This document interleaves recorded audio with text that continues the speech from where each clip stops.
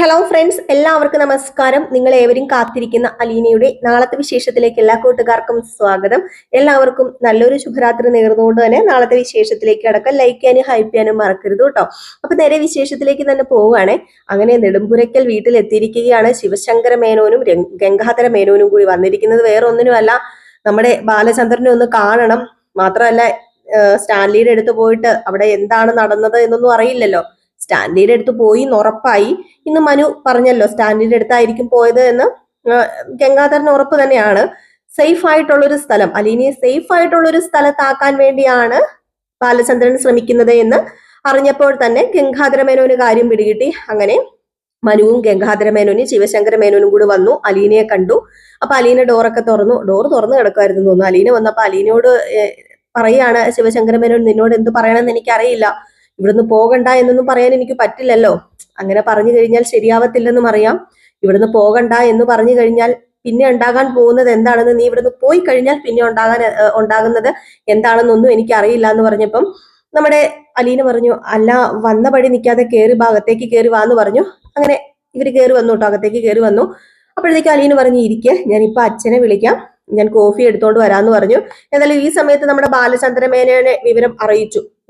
ബാലചന്ദ്ര മേനോൻ വിവരങ്ങളൊക്കെ അറിഞ്ഞു. അതായത് വേറൊരു വിവരമല്ല, ഇവര് വന്നിട്ടുണ്ട് എന്നുള്ള കാര്യം അറിഞ്ഞു. അപ്പം ഇച്ചിരി വരാനൊക്കെ ഇച്ചിരി ലേറ്റ് ആവൂലോ. നമ്മുടെ ബാലചന്ദ്ര മേനോൻ വരുന്നതിലും നല്ലത് ഗംഗാധരനും അതുപോലെ ശിവശങ്കരനും കൂടെ മേളിലേക്ക് കയറി ചെന്ന് കാണുന്നതല്ലേ ബാലചന്ദ്രന് കുറച്ചും കൂടെ ഇഷ്ടം. അപ്പൊ അത് തന്നെയാണ് സംഭവം. ബാലചന്ദ്രൻ ഇറങ്ങി വന്നില്ല. ബാലചന്ദ്രൻ മേളിൽ തന്നെ ഇരുന്നു. ചെല്ലട്ടെ, കാണട്ടെ, എന്റെ മുമ്പിൽ വരട്ടെ. എന്നെ ഇത്രയും നാളും പറ്റിച്ച് പൊട്ടനാക്കി സ്വന്തം പെങ്ങളെ കൊണ്ട് കെട്ടിച്ചൊരു വിഡ്ഢിയാക്കിയ ഞാൻ ഇനിയിപ്പോ അവരുടെ കാലിൽ ചോട്ടി പോകേണ്ട കാര്യമൊന്നുമില്ല. വരട്ടെ, കാണാൻ വരട്ടെ, എന്നെ വന്ന് കാണട്ടെ എന്നുള്ള രീതിയിൽ തന്നെ ബാലചന്ദ്രൻ ഒരു കുലുക്കവും അനക്കവും ഇല്ലാതെ അവിടെ തന്നെ ഇരുന്നു. ഈ സമയത്ത് അലീന ചായയൊക്കെ ഇട്ടിട്ട് ഈ പറയുന്ന ശിവശങ്കര മേനോനും മനുവിനും ഗംഗാധര മേനോനും കൊടുത്തു. ചായയൊക്കെ കുടിച്ചുകൊണ്ടിരിക്കുകയാണ്. ചായയൊക്കെ കുടിക്കുന്ന ഇടയിൽ കാര്യങ്ങളൊക്കെ ചോദിക്കുന്നുണ്ട് അലീന. മുത്തശ്ശി സുഖമായിട്ട് ഇരിക്കുന്നോ, മുത്തശ്ശി എന്തിയെന്നൊക്കെ ചോദിക്കുന്നുണ്ട്. അപ്പൊ മുത്തശ്ശി എവിടെ സുഖമായിട്ടിരിക്കുന്നുണ്ട് എന്നൊക്കെ പറയുന്നു. ഏതായാലും ഈ ഒരു സമയത്ത് ഗംഗാധര മേനോൻ തന്നെ പറയുന്നുണ്ടല്ല, ഇനിയിപ്പോ ഈ ചായ മിസ് ചെയ്യായിരിക്കൂലോ എല്ലാവർക്കും. ഈ ചായക്ക് ഒരു പ്രത്യേക ടേസ്റ്റ് തന്നെയാണ്. ഈ ചായ എല്ലാവർക്കും മിസ് ചെയ്യുമായിരിക്കുമല്ലോ എന്ന് പറയുമ്പം, ചായ മിസ് ചെയ്യുമെന്നും പറഞ്ഞ് എനിക്ക് ഇവിടുന്ന് പോകാതിരിക്കാൻ പറ്റില്ലല്ലോ, എനിക്ക് ഇവിടുന്ന് പോയല്ലേ പറ്റത്തുള്ളൂ എന്നുള്ള രീതിയിൽ ഇങ്ങനെ നമ്മുടെ അലീന സംസാരിച്ചു. അങ്ങനെ ഇവർ ചായ കുടിച്ചു കഴിഞ്ഞ ആ ഒരു സമയത്ത് ഗംഗാധരൻ പറഞ്ഞു, ഏതായാലും ഇനിയിപ്പം ബാലചന്ദ്രൻ ഞങ്ങളെ വന്ന് കാണത്തില്ലെന്ന് ഞങ്ങൾക്കറിയാം, ഞങ്ങളൊന്ന് പോയി കാണട്ടെ, മേളിൽ പോയി അവനെ ഒന്ന് കാണട്ടെ എന്നും പറഞ്ഞ് ചായയൊക്കെ കുടിച്ചതിന് ശേഷം മേളിലേക്ക് പോയി. മേളിൽ ചെന്നപ്പം നമ്മുടെ ബാലചന്ദ്രൻ അറിഞ്ഞു കേട്ടോ, ഇവര് വന്ന കാര്യമൊക്കെ അറിയാതിരിക്കുന്നൊന്നുമില്ല. ഇവര് വന്ന കാര്യം അറിഞ്ഞിട്ടും അനങ്ങാതിരിക്കുന്നത് തന്നെയാണ് ബാലചന്ദ്ര മേനോൻ, ഞാൻ നേരത്തെ പറഞ്ഞതുപോലെ. അങ്ങനെ ശിവശങ്കര മേനോനും ഗംഗാധരനും ഒക്കെ ചെറിയൊരു പേടിയുണ്ട് ബാലനെ ഫേസ് ചെയ്യാനും. ബാലന്റെ കുറച്ച് വാക്കുകളൊക്കെ ഉണ്ടല്ലോ, അതൊക്കെ നല്ല മൂർച്ചയുള്ള വാളുകളാണ്, അതിങ്ങനെ കുത്തിക്കേറും. അപ്പൊ അതും കൊണ്ടൊക്കെ എന്തു പറയണമെന്നൊന്നും അറിയില്ല. പക്ഷെ സംസാരിക്കാതിരിക്കാൻ പറ്റില്ലല്ലോ, അതുകൊണ്ട് അകത്തേക്ക് കയറി ചെല്ലാണ്. അപ്പൊ ഈ ഒരു സമയത്ത് നമ്മുടെ മനു അലീനയായിട്ട് സംസാരിച്ചുകൊണ്ടിരിക്കുകയാണ്. അപ്പം അലീനയോട് ഇങ്ങനെ മനു പറയുന്നുണ്ട്, പോകാൻ തീരുമാനിച്ചു അല്ലേ? ഇനിയിപ്പൊ ഞാൻ ചോദിക്കുന്നൊന്നുമില്ല, നീ പോകാൻ തീരുമാനിച്ചെന്ന് എനിക്കറിയാം. പക്ഷേ നീ പോകുമ്പോൾ ഇവിടെ ഏറ്റവും കൂടുതൽ വേദന എനിക്കാണെന്നൊന്നും ഞാൻ പറയുന്നില്ല. കാരണം അങ്കിള്, ഇവിടുത്തെ ബബിതയും രോഹിത്തും അതുപോലെ തന്നെ കൃഷ്ണമോളും ഇവർക്കെല്ലാവർക്കും നീ എത്ര പ്രിയപ്പെട്ടതായിരുന്നു എന്ന് എനിക്കറിയാം. അതുപോലെ തന്നെ നീ എനിക്കും ഒത്തിരി പ്രിയപ്പെട്ടതായിരുന്നു അലീന എന്ന് പറയുമ്പോഴത്തേക്കും എനിക്കും അങ്ങനെ തന്നെയാ മനുവേട്ട. ഞാൻ ഓർക്കുന്നുണ്ട്, ഞാൻ ഇവിടെ വന്ന സമയത്ത് ബബിതയും രോഹിത്തും അതുപോലെ എല്ലാവരും എന്നോട് എന്തോ വല്ലാത്തൊരു രീതിയിലാണ് പെരുമാറിയിരുന്നത്. അപ്പോഴിടയ്ക്കിടയ്ക്ക് മനുവേട്ടൻ ഇങ്ങോട്ട് വരുമായിരുന്നല്ലോ. എന്താണെന്ന് എനിക്കറിയില്ല, മനുവേട്ടൻ വരുമ്പോഴത്തേക്കും എന്റെ മനസ്സിനൊരു കുളിർമ അല്ലെങ്കിൽ ആശ്വാസം. ബാക്കിയെല്ലാം ഇനിയിപ്പോ മനുവേട്ടൻ നോക്കിക്കോളൂല്ലോ, ഇന്നെങ്കിലും എനിക്ക് കുറച്ച് സ്വസ്ഥതയും സമാധാനവും കിട്ടുമല്ലോ. എന്നെ ആരെങ്കിലും എന്തെങ്കിലും പറഞ്ഞാല് മനുവേട്ടൻ അതിന് മറുപടി കൊടുത്തോളൂല്ലോ എന്നൊക്കെ ഓർത്ത് എനിക്കൊരു സമാധാനം ഉണ്ടായിരുന്നു. അതുകൊണ്ട് മനുവേട്ടൻ വരുമ്പോ എനിക്കൊരു കുളിർമയായിരുന്നു എന്ന് പറയുമ്പം, അതുപോലെ തന്നെ അലീന, നീ ഉള്ള ആ ഒരു നിമിഷങ്ങളിൽ എനിക്കൊരു കുളിർമ തന്നെയായിരുന്നു, കുളിർ മഴയായിരുന്നു. പക്ഷെ അതെല്ലാം നഷ്ടപ്പെടുകയാണല്ലോ എന്നാണ് ഞാൻ ഓർക്കുന്നത്. എൻ്റെ മനസ്സ് അത്രയ്ക്കും വേദനിക്കുന്നുണ്ട്. നീ ഇവിടുന്ന് പോകുമല്ലോ എന്ന് ഓർത്തിട്ട് എന്തോ എൻ്റെ മനസ്സിൽ നിന്ന് എന്തോ പറിച്ചെടുത്തോണ്ട് പോകുന്ന ഒരു രീതിയാണ്. എൻ്റെ മനസ്സിന് അത്രയ്ക്കും വേദനയുണ്ട്. ഞാൻ ഇത്രയും ഇതുവരെ ആരുമായിട്ടും അറ്റാച്ച്മെന്റ് ആയിട്ടില്ല. എന്തോ എന്നിൽ നിന്നും പറിച്ചെടുത്തോണ്ട് പോകുന്നത് പോലെ എനിക്ക് ഫീൽ ചെയ്യുന്നുണ്ട് എന്നൊക്കെ പറയുന്നുണ്ട്. അപ്പൊ അലീന എന്ത് പറയാനാണല്ലേ, ഇതില് അലീനയ്ക്കൊന്നും പറയാനില്ലല്ലോ. അപ്പം മനുവേട്ട വിഷമിക്കരുത്, വേറൊന്നുമല്ല, ഞാൻ ഇവിടെ വന്നൊരു സെർവന്റ് ആയിട്ട് മനുവേട്ടൻ കരുതിയാൽ മാത്രം മതി. ഒരു സെർവന്റ് വന്നു കഴിഞ്ഞിട്ടുണ്ടെങ്കിൽ ഇത്ര നാള് അല്ലെങ്കിൽ 1 വർഷം അല്ലെങ്കിൽ 2 വർഷം അല്ലെങ്കിൽ അവളുടെ ജോലി കഴിയുമ്പം പോകണ്ടേ. ഇപ്പം ആരെങ്കിലും നോക്കാനാ വരുന്നതെങ്കിൽ തന്നെ അവർക്ക് എന്തെങ്കിലും സംഭവിച്ചു കഴിഞ്ഞാലും പോകണ്ടേ. അങ്ങനെ മാത്രമേ ഞാൻ ഇതിനെ കരുതുന്നുള്ളൂ എന്ന് പറഞ്ഞപ്പോഴത്തേക്കും മനു ചോദിക്കുന്നുണ്ട്, നിനക്ക് അങ്ങനെ മാത്രം കരുതാനേ പറ്റുള്ളൂ, നിനക്ക് അങ്ങനെ മാത്രം കരുതാനേ അറിയത്തുള്ളോ, അതിൽ കൂടുതലൊരു ബന്ധമൊന്നും നിനക്കും ഞാനും നീയും തമ്മിലൊന്നും ഇല്ലേ എന്നിങ്ങനെ എടുത്തെടുത്ത് ചോദിക്കുമ്പം മനുവേട്ട അതിനെക്കുറിച്ച് ഇപ്പൊ സംസാരിക്കണ്ട, ഞാൻ അതിനെക്കുറിച്ച് സംസാരിക്കാൻ ആഗ്രഹിക്കുന്നില്ല, എനിക്ക് ഇപ്പൊ ഇവിടുന്ന് പോയേ പറ്റത്തുള്ളൂ, പറഞ്ഞല്ലോ അച്ഛൻ എനിക്ക് സേഫ് ആയിട്ടുള്ളൊരു സ്ഥലവും കണ്ടുപിടിച്ചിട്ടുണ്ട്. എന്നെ അങ്കിളല്ലേ ഇവിടുന്ന് കൊണ്ടുപോകുന്നത്, അതും മനുവേട്ടന്റെ അങ്കിള്, എന്റെ അച്ഛൻ, പിന്നെ എന്തിനാ മനുവേട്ടൻ പേടിക്കുന്നത്? സേഫ് ആയിട്ട് തന്നെയാ എന്നെ അച്ഛൻ ഇവിടുന്ന് കൊണ്ടുപോകുന്നത്, അതുകൊണ്ട് മനുവേട്ടൻ പേടിക്കൊന്നും വേണ്ടാന്ന് പറയുന്നുണ്ട്. ഏതായാലും ഈ സമയത്ത് രോഹിത് വന്നിട്ട് പറയാ, അതെ മനുവേട്ടാ, ഞാനേ ആവുന്ന തരത്തിൽ അലീന ചേച്ചിയോട് ഇവിടുന്ന് പോകണ്ട എന്ന് പറയുന്നതാ, പക്ഷെ കേക്കണ്ടേ, അലീന ചേച്ചി ഇവിടെ ഒറ്റക്കാലിൽ നിന്ന് തപസ് ചെയ്യാ, പോവാന്നും പറഞ്ഞ്. അതുകൊണ്ടാണല്ലോ ഇപ്പം അച്ഛൻ എവിടെയോ പോയി ഒരു വീടും കണ്ടെത്തി ഇപ്പൊ എന്തേ ഇങ്ങനെ ഒരു ഇത് ആയത്. അല്ലെ അലീന ചേച്ചി ഇവിടെ നിന്ന് പോകത്തില്ലായിരുന്നു എന്ന് പറഞ്ഞപ്പം, അങ്കിളിനെ പറഞ്ഞിട്ട് കാര്യമില്ലല്ലോ, നിന്റെ അച്ഛനെ പറഞ്ഞാ മതി, അല്ല നിന്റെ അമ്മയെ പറഞ്ഞാ മതിയല്ലോ രോഹിത്തെ. നിന്റെ അമ്മ പിടിച്ച മൊയിലിന് 100 കൊമ്പുള്ള പോലെ വേറെ ആരും പിടിച്ച മൊയിലിന് 1 കൊമ്പ് പോലും കൂടുതൽ കാണത്തില്ല. അതുപോലെ നിന്ന് എന്താ പറയാ, ഒറ്റക്കാലിൽ നിന്ന് തപസ് ചെയ്യുമല്ലേ നിന്റെ അമ്മ അലീനയെ പറഞ്ഞയക്കാനായിട്ട് എന്ന് ഇങ്ങനെ പറയുമ്പോഴത്തേക്കും കൃഷ്ണമോളും പറയുന്നുണ്ട്. അപ്പൊ കൃഷ്ണമോൾ അവിടെ ഉണ്ട് കേട്ടോ, കൃഷ്ണമോൾ ആ സ്പോട്ടിൽ തന്നെ ഉണ്ട്. അപ്പം കൃഷ്ണമോള് പറയുന്നുണ്ട്, അച്ഛനെ ഏതായാലും അലീന ചേച്ചിയെ കൊണ്ടുവിടാന് സേഫ് ആയിട്ടുള്ള ഒരു സ്ഥലമൊക്കെ കണ്ടുപിടിച്ച് വന്നേക്കുമല്ലേ, ഇനിയിപ്പൊ ആരൊക്കെ എന്തൊക്കെ പറഞ്ഞാലും അലീന ചേച്ചി പോകൂലോ എന്നൊക്കെ. അപ്പൊ ഇതൊക്കെ കേട്ടിട്ട് മനുവും വല്ലാത്തൊരവസ്ഥയിൽ തന്നെയാട്ടോ ഉള്ളത്. അപ്പൊ എല്ലാവർക്കും നമ്മുടെ അലീന പോകുന്നതിന്റെ സങ്കടവും പരിഭവവും പരാതിയും ഒക്കെ തന്നെയാണ് പറയാനുള്ളത്. അപ്പൊ ഇത് കഴിഞ്ഞ് പിന്നെ കാണിക്കുന്ന സീൻ എന്ന് പറഞ്ഞു കഴിഞ്ഞിട്ടുണ്ടെങ്കിൽ ഗംഗാധര മേനോനും ശിവശങ്കര മേനോനും നേരെ ബാലചന്ദ്രന്റെ അടുത്ത് ചെന്നല്ലോ. ഇങ്ങനെ ബാലചന്ദ്രന്റെ അടുത്ത് ചെന്നു. അപ്പൊ കേറി വരൂ എന്നിങ്ങനെ പറയുക, അളിയന്മാരെ രണ്ടുപേരെയും വിളിക്കുകയാണ്. അപ്പൊ കേറി വാ എന്ന് പറഞ്ഞ് വിളിക്കുക, എന്തിനാണ് എന്നെ കാണാൻ ഇത്ര മുഖവര, കേറി വാ എന്ന് പറയുന്നു. അങ്ങനെ ഇവര് അടുത്ത് ചെല്ലുന്നു. അല്ല ഇപ്പൊ എന്താണാവോ ഈ പാവത്തിനെ കാണാനായിട്ട് അല്ലെങ്കിൽ ഈ അടിയനെ കാണാനായിട്ട് ഇങ്ങോട്ടേക്ക് വന്നത്, ഇതിന്റെ ഉദ്ദേശം എന്താ എന്നിങ്ങനെ ചോദിക്കുന്നുണ്ട്. അപ്പൊ പറഞ്ഞു, വേറൊന്നും അല്ല ബാല, നിന്നെ ഒന്ന് കാണാൻ തോന്നി, നിന്നോടൊന്ന് സംസാരിക്കാൻ തോന്നി എന്ന് ഗംഗാധരൻ പറഞ്ഞപ്പം, ഓ കാണാനും സംസാരിക്കാനും മാത്രമുള്ളൊരു ബന്ധം എന്താണ് ഗംഗാധര മേനോനെ അതുപോലെ ശിവശങ്കര മേനോനെ കൈതക്കൽ തറവാടുമായിട്ട് ഈ ബാലചന്ദ്രനുള്ളത്? അങ്ങനെ ഒരു ബന്ധം ഈ ബാലചന്ദ്രൻ ഇനി വെച്ചോണ്ട് പോകാൻ ആഗ്രഹിക്കുന്നില്ലെങ്കിലോ, മനസ്സില്ലെങ്കിലോ എന്ത് ചെയ്യാനാ എന്ന് ചോദിക്കുമ്പോഴത്തേക്കും ഗംഗാധരൻ പറയുന്നുണ്ട്, ബാലചന്ദ്ര നീ എന്തൊക്കെ പറഞ്ഞാലും നീ കാര്യങ്ങളൊക്കെ കുഴഞ്ഞു മറിയുന്നത് പോലെയല്ലേ കിടക്കുന്നത്. അല്ല ഞാനൊരു കാര്യം ചോദിച്ചോട്ടെ, നീ എൻ്റെ അടുത്ത് വന്ന് സ്റ്റാൻലിയുടെ അഡ്രസ്സ് മേടിച്ചു, എല്ലാം മേടിച്ചിട്ട് നീ എവിടെയാ പോയത്? ഇപ്പം അലീനെ നീ എവിടെ കൊണ്ടാക്കാനാ പോകുന്നത്? അവളെ ഏറ്റവും സേഫായിട്ടുള്ള സ്ഥലത്ത് തന്നെ ഈ ബാലചന്ദ്രൻ കൊണ്ടാക്കത്തുള്ളൂ, അല്ലാതെ ഒരിക്കലും അവർക്കും ഇവർക്കും പൂച്ചയ്ക്കും പട്ടിക്കും ഒന്നും എറിഞ്ഞു കൊടുക്കേണ്ട ഒരാവശ്യമില്ല. സേഫ് ആയിട്ടുള്ള സ്ഥലത്ത് തന്നെ ആയിരിക്കും ബാലചന്ദ്രൻ അലീനയെ കൊണ്ടാക്കാൻ പോകുന്നത് എന്ന്.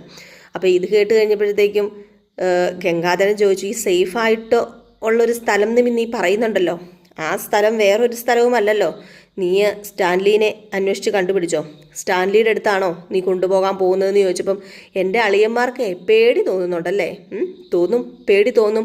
ഓരോ നുണകളും കള്ളങ്ങളും പറഞ്ഞ് എത്ര കുടുംബങ്ങളാ തകർത്ത് വെച്ചിരിക്കുന്നതെന്നറിയാമോ കൈതക്കൽ തറവാട്ടിലെ ആൺതരികൾ? ഓരോ നുണകൾ പറഞ്ഞ് എത്ര ജീവിതങ്ങളിലാണ് കുരുക്കിട്ട് വെച്ചിരിക്കുന്നതെന്നറിയാമോ?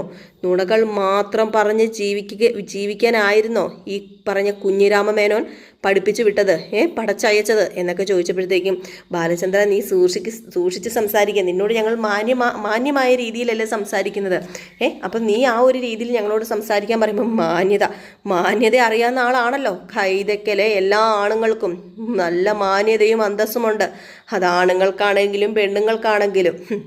10-22 കൊല്ലമേ ഈ ബാലചന്ദ്രനെ ഇട്ട് വെള്ളം കുടിപ്പിച്ചില്ലേ നിൽക്കുന്ന നിങ്ങളുടെ പെങ്ങള് മാത്രമല്ല അവള് എന്തോ വലിയൊരാളാണെന്നും അവളെ കഴിഞ്ഞേ ഈ ഭൂലോകത്ത് വേറൊരാളുള്ളെന്നും കരുതി അവള് നടന്നില്ലേ നിലം തൊടാതെ. ഇനിയിപ്പം അവള് മൂക്ക് തൊട്ട് നടക്കും, നിലത്തൂടെ ഇഴയും അവള് കിടന്ന്. അലീന പോകുന്ന ദിവസത്തിന് വേണ്ടി തന്നെയാണ് ഞാൻ നോക്കി നിൽക്കുന്നത്. അവളെ എനിക്ക് സേഫ് ആക്കിയേ പറ്റൂ. എനിക്ക് അവളെ സേഫ് ആക്കാൻ വേറൊരിടവും അല്ല, സ്റ്റാൻലിയുടെ കൈകളിൽ തന്നെയാണ് ഞാൻ അവളെ ഏൽപ്പിക്കാൻ പോകുന്നത്. അവളുടെ സ്വന്തം അച്ഛൻ സ്റ്റാൻലി കണ്ടു, ഞാൻ അയാളെ കണ്ടു. എവിടെയാണെന്നറിയാമോ? പുനലൂരല്ല, കൊളുത്തുപുഴയിൽ വലിയൊരു ബംഗ്ലാവിലെ സുഖസുന്ദരമായിട്ടങ്ങ് വാഴുക. സത്യങ്ങളൊക്കെ ഞാൻ വെളിപ്പെടുത്തി, എല്ലാം ഞാൻ തുറന്നു പറഞ്ഞു എന്ന് പറഞ്ഞപ്പോഴത്തേക്കും തന്നെ ഗംഗാധരമേനോനും ശിവശങ്കരമേനോനൊക്കെ ഒരു ഷോക്കായിട്ടോ, വല്ലാത്തൊരു ഞെട്ടലായിപ്പോയി. എന്താ ബാല നീ പറയുന്നതെന്ന് ചോദിച്ചപ്പോഴത്തേക്കും എന്തു പറയാനാ, ഞാൻ കണ്ടത് മാത്രമല്ല ഇവിടെയുള്ള സകല സർവ്വ കാര്യങ്ങളും ഞാൻ പറഞ്ഞു. അതുപോലെ A to Z വരെ സ്റ്റാൻലിയും എന്നോട് എല്ലാം പറഞ്ഞിട്ടുണ്ട്. ഈ പറയുന്ന ബാലചന്ദ്രൻ ഇങ്ങനെ ഒരു ഗതികേട് ഉണ്ടാക്കി വെച്ചത് നിങ്ങളും നിങ്ങളുടെ തന്തയും അതുപോലെ നിങ്ങളുടെ പെങ്ങളും കൂടി ചേർന്നാണ്. ആ ഗതികേട് ഇപ്പം തലയിൽ ചുമന്നുകൊണ്ട് നടക്കുന്നത് ബാലചന്ദ്രൻ. ഒരിക്കലും അതൊരു ചുമടായിട്ട് ഞാൻ കണ്ടിട്ടില്ല. അതൊക്കെ പോട്ടെ, എനിക്ക് സേഫ് ആയിട്ടുള്ള സ്ഥലത്ത് അലീനയെ എത്തിച്ചേ പറ്റൂ. അതിനെനിക്ക് സ്റ്റാൻലിനെ തപ്പി കണ്ടുപിടിക്കണമായിരുന്നു. അത് ഞാൻ ചെയ്തു എന്ന് പറഞ്ഞപ്പോഴത്തേക്കും, അല്ല ഈ സ്റ്റാൻലി കൈ നീട്ടി ഇവളെ സ്വീകരിക്കുന്ന എന്താ നിനക്ക് വല്ല വാക്കും തന്നിട്ടുണ്ടോ? കൈ നീട്ടി സ്റ്റാൻലി ഇവളെ സ്വീകരിക്കുമോ എന്ന് ചോദിച്ചപ്പം സ്റ്റാൻലി സ്വീകരിക്കുകയില്ലയോ, പക്ഷേ എനിക്ക് വൈജയുടെ മുൻ കാമുകൻ സ്റ്റാൻലിനെ കാണുന്നുണ്ടായിരുന്നു. അതുപോലെ എൻ്റെ അലീനയുടെ അച്ഛൻ കാണണമെന്നുണ്ടായിരുന്നു. ഞാൻ കണ്ടു, എല്ലാ കാര്യങ്ങളും സംസാരിച്ചു. 2-3 ദിവസത്തിനുള്ളിൽ അതിനൊരു തീരുമാനം ഉണ്ടാകും എന്നിങ്ങനെ പറഞ്ഞപ്പം, അല്ല ഞാനൊരു കാര്യം പറയട്ടെ, ഇതിനെന്തെങ്കിലും ഒരു പരിഹാരമാണോ ഈ സ്റ്റാൻലിയുടെ അടുത്ത് ഇവളെ കൊണ്ടുവിടുക? അല്ലെങ്കിൽ സ്റ്റാൻലി ഇവളെ, അതായത് അലീനയെ അവിടെ സ്വീകരിച്ചില്ലെങ്കിൽ, കയറ്റിയില്ലെങ്കിൽ എന്ത് ചെയ്യും നീ? അത് കഴിഞ്ഞ് നീ എന്ത് ചെയ്യും എന്ന് ചോദിച്ചപ്പോഴത്തേക്കും, അതിനൊരു വലിയൊരു പരിഹാരം എൻ്റെ കയ്യിലുണ്ട്, ഞാൻ പറയട്ടെ. വേറൊന്നും അല്ല പരിഹാരം ഇതാ പിടിച്ചോ. ഞാൻ ഇവളുടെ അമ്മയുടെ കൈകളിൽ ഏൽപ്പിക്കും.